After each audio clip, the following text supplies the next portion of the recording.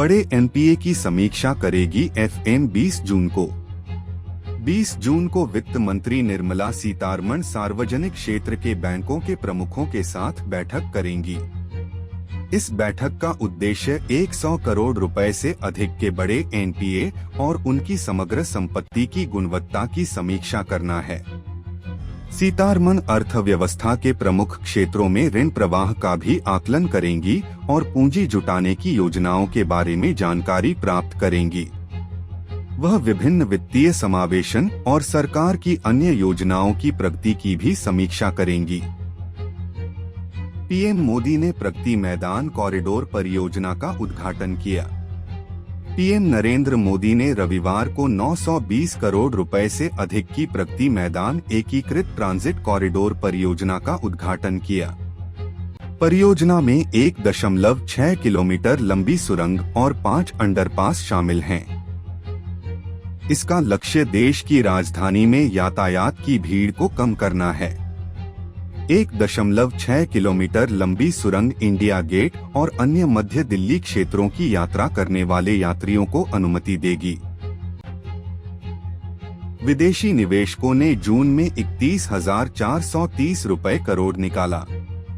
विदेशी निवेशकों ने जून में 17 तारीख तक इक्विटी से 31,430 करोड़ की शुद्ध राशि निकाली। नतीजतन एफपीआई द्वारा स्टॉक से शुद्ध बहिर्वाह 2022 में अब तक 1.98 लाख करोड़ तक पहुंच गया है। एफपीआई ने समीक्षाधीन अवधि के दौरान ऋण बाजार से लगभग 2,503 रुपए करोड़ की शुद्ध राशि भी निकाली। वे फरवरी से लगातार ऋण पक्ष से पैसा निकाल रहे हैं। इंडियन ह्यूम पाइप को 110 करोड़ का वर्क ऑर्डर मिला। Indian Hume pipe company limited ने शनिवार को कहा कि उसे राजस्थान में 110 करोड़ रुपए का पाइप ऑर्डर मिला है। एक स्पष्टीकरण में कंपनी ने कहा कि कार्य आदेश लोक स्वास्थ्य यांत्रिकी विभाग अजमेर का है। यह जल जीवन मिशन के तहत चंबल भीलवाड़ा के क्लस्टर जलापूर्ति परियोजना पैकेजवी के लिए है। अनुबंध पर हस्ताक्षर करने के 15 महीने के भीतर परियोजना के पूरा होने की उम्मीद है। पाकिस्तान की साप्ताहिक मुद्रास्फीति दर में 3.38% की वृद्धि। पाकिस्तान में मुद्रास्फीति दर एसपीआई पिछले सप्ताह की तुलना में ईंधन की लागत में वृद्धि के कारण 3.38% चढ़ गई।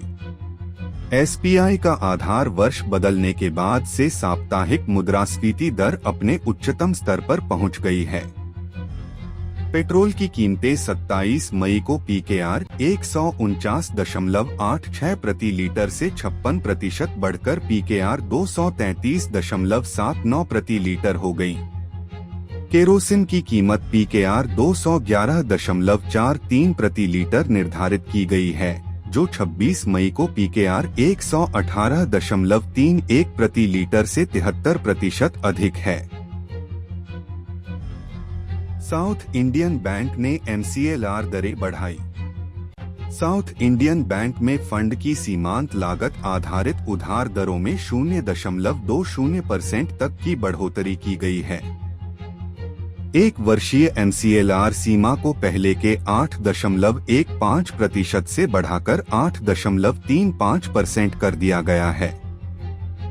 अन्य टेनर लोन जैसे ओवरनाइट, 1 माह और 6 महीने की दरें 0.15% बढ़कर 7.80-8.05% हो गई हैं। नया एमसीएलआर 20 जून 2022 से प्रभावी होगा। आरबीआई का लक्ष्य भारत को डिजिटल भुगतान पावर हाउस के रूप में स्थापित करना है।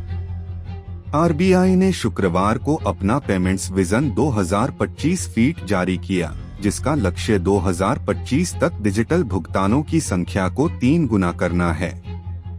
उद्योग के अंदरूनी सूत्रों के अनुसार भारतीय रिजर्व बैंक भारत को एक विश्वव्यापी भुगतान महाशक्ति बनाना चाहता है। पेमेंट्स विजन 2025 फीट दस्तावेज घरेलू भुगतान प्रणालियों की रिंग फेंसिंग के बारे में भी बात करता है। E payment for everyone, everywhere and every time vision दस्तावेजों का मुख्य विषय है।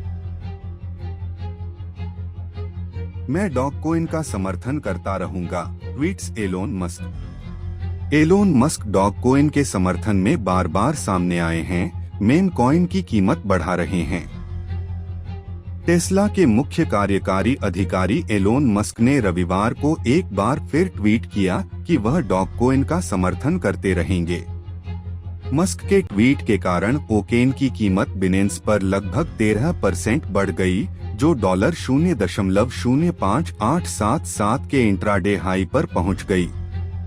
टोकन की रैंकिंग 10वें नंबर पर है, जिसका लाइव मार्केट कैप $558,095,070 है। एयर इंडिया नए हवाई जहाजों को देखेगी। एयर इंडिया टाटा समूह के तहत खुद को पुनर्गठित कर रही है और नए विमानों के साथ अपने बेड़े को नवीनीकृत करने पर विचार करेगी, एयरबस सीसीओ ने कहा। अफवाह है कि वाहक यूरोपीय विमान निर्माता से A350 वाइड बॉडी जेट के लिए एक ऑर्डर देने पर विचार कर रहा है। 2006 के बाद यह कंपनी की पहली विमान खरीद होगी। यह A350 को खरीदने वाली पहली भारतीय एयरलाइन भी बन जाएगी, जो तेजी से वैश्विक वाहकों के बीच अपील प्राप्त कर रही है। विप्रो ने commercial lighting seating solutions business को मर्ज किया। विप्रो लाइटिंग ने कमर्शियल लाइटिंग और सीटिंग सॉल्यूशंस को मिलाकर एक नई बिजनेस यूनिट बनाने की घोषणा की।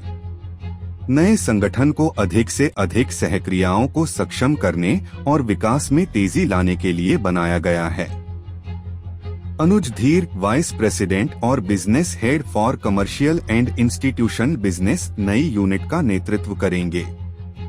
विप्रो कंज्यूमर केयर ने 1992 में लाइटिंग बिजनेस शुरू किया था।